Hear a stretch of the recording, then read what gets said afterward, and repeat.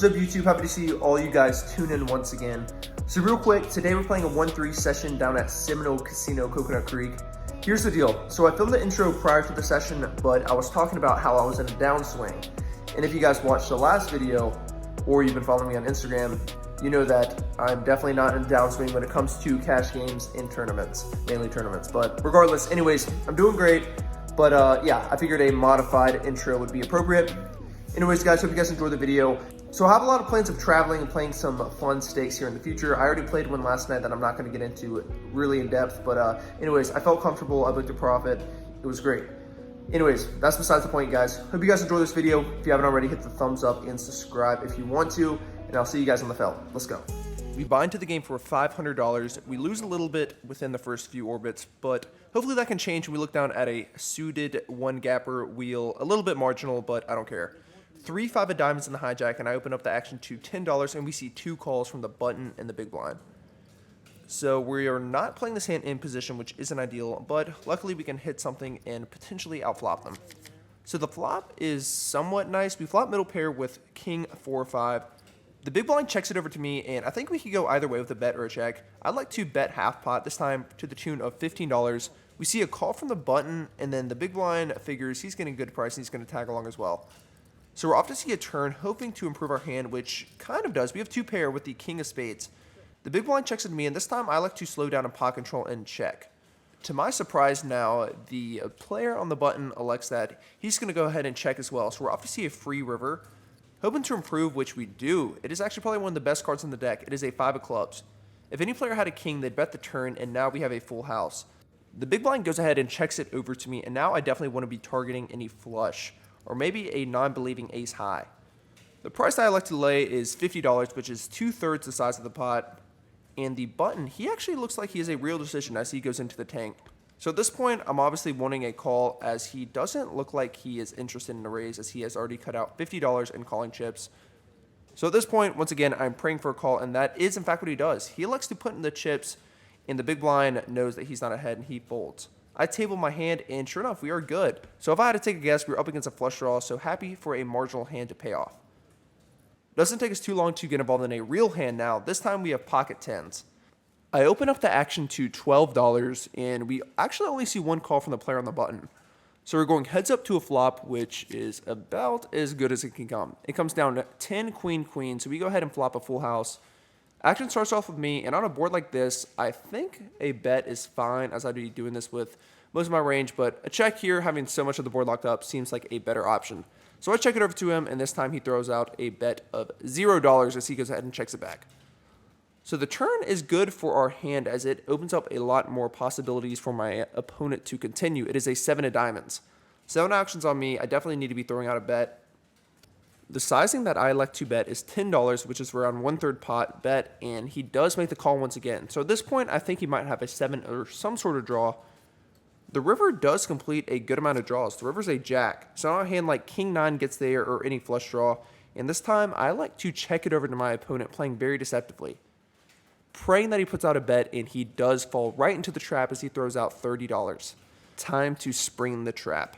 Now it's a question what sizing I want to do, and the sizing I choose is $110, hoping to target any of the hands already mentioned. And he thinks around 5 seconds and quickly makes the call. So I happily table my 10s, and he goes ahead and flashes king 9 offsuit. So the way that we played the hand definitely got us the maximum, and we are starting off the session pretty hot. Hoping to keep the run good going when we look down at pocket 7s in the big blind. Always a pretty hand to look down at, but there is 4 limps to us. Yeah, I don't know who these players think they are, trying to see a cheap flop. We are having absolutely none of that.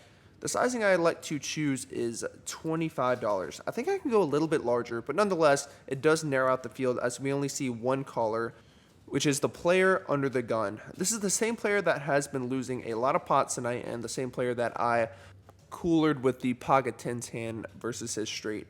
So happy to see him call, and we're off to see a flop, which looks about as good as it can get. It comes down 9-3 deuce rainbow.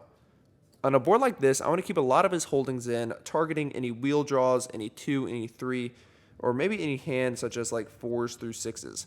So I throw out a bet of $20, and we do see him, in fact, make the call. So at this point, I know that we're almost always ahead, as he only has $70 behind. So if he had a 9, I'm sure he would just go with it on the flop. Planning on just going with a hand on any clean turn, which is pretty clean. It is a 5 of clubs. Ace 4 does get there, but I'm not too worried about that. I'm just going to go with it. So I jam all in for $70, and he actually snap calls. So that is a bit worrisome. The river's a deuce, and I just go ahead and table my 7s. Not too confidently, but he nods his head and gives the nice hand tap on the table. So we're happy to take down another pot in this session with a pretty marginal hand. Next hand we look at is Ace 5 suited on the button. The cutoff opens up the action to $15, and with this hand, I normally 3-bet, but to be honest with you guys, I'm having flashbacks because every single time I've 3-bet this hand within the past month, I've gotten 4-bet and forced to fold. So I just make the call, and the player in the big blind, he thinks he's getting a decent price, so he likes to make the call as well. So we're going 3 ways to a flop, hoping to improve, which is pretty good. We go ahead and flop the nut flush draw on 7-10 deuce with 2 spades. The big blind checks the cutoff player, and he quickly throws out $20. Obviously, I'm not going anywhere, but I like to just make the call because I think my ace high might have enough showdown right now. With this call, we do invite the big blind player to tag along as well. So we didn't narrow out the field one bit, and we're still going 3 ways to a turn. So we're off to see a turn, which looks pretty good. It improves our hand to top pair with the ace of hearts, but it also puts a backdoor flush draw out there. The big blind goes ahead and checks, and this time the cutoff, he thinks that his hand is good enough to throw in another bet, this time to the tune of $45. When he throws out a bet into 2 opponents and they both call and then does it once again, I know he's pretty strong. So with enough showdown value, I don't really see a huge incentive of raising. So I like to just make the call once again, and the big blind actually calls once again. So we're still going 3 ways to a river, which does not improve our hand. It is a 6 of hearts. The backdoor flush does come in, and to my surprise, the player in the big blind jams all in for $225. Action's down the cutoff, and he thinks for around 3 minutes, so I know he has a real decision, and he also makes the call. With that being said, I know I'm not good. I just go ahead and muck my cards, and the player in the big blind shows a backdoor flush. I think we went ahead and lost the minimum here because the player in the cutoff actually had 8-9 of spades himself. So he was open-ended with the flush draw on the flop, and he ended up getting there on the river. He had me covered, so I'm sure a lot of money would have been in if I were to 3-bet and we were going heads up. So, yeah, happy the hand turned out this way, even though we were ahead on the turn. All right, guys, this next hand is a bit wild. So I have 3-6 offsuit, and I am on the button. I straddle, and we see a call from the player in the cutoff, and action's now on me. This player's been very active, so I raise it up to $20, trying to fold him out, but unfortunately, he does make the call. So we're off to see a flop, which comes down 3 ace-king with 2 hearts.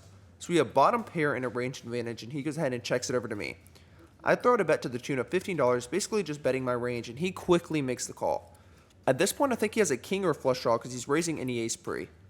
The 4 of clubs doesn't help anyone, and it does bring a backdoor flush draw, but it's a very irrelevant card. This time, he elects that he does not want to give me the betting lead as he throws out a bet to the tune of $40. This line looks very bluffy because if he had a king, he would be checking it to me. If he had an ace, he'd be raising it pre, so I think he almost always has a flush draw. I'm not going anywhere with my baby pair of 3s, so I make the call, and we're obviously a river, hoping that it looks clean. So the river looks about as good as it can get. The river is a king of diamonds, making it even less likely he has a king. The cutoff player thinks his hand is still worthy of a bet. He throws out $75, and I already have my mind made up on the turn. If a brick river were to come out, I definitely am not folding. So sure enough, I throw out a call, and he says good call and shows a busted flush draw.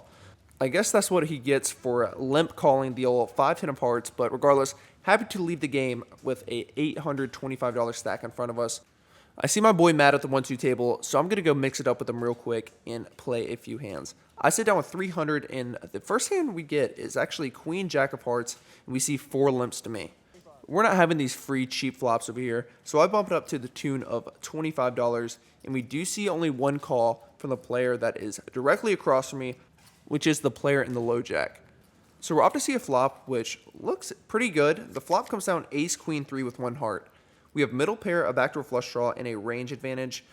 I think a bet or check is fine here. This time I do elect to bet to the tune of $15. Not a sizable bet by any means, but I'm happy to see my opponent just make the call. At this point, I still think that we might be ahead, but now I know we're ahead when the turn comes a queen. So we go ahead and get trips on the turn, and now I definitely want to be going for some juicy value. What sizing should I bet? The sizing I choose is $60, which is around 4/5 the size of the pot. I don't expect any ace to fold here, any diamond draw, so I'm happy to see him make the call, and we're off to see a river.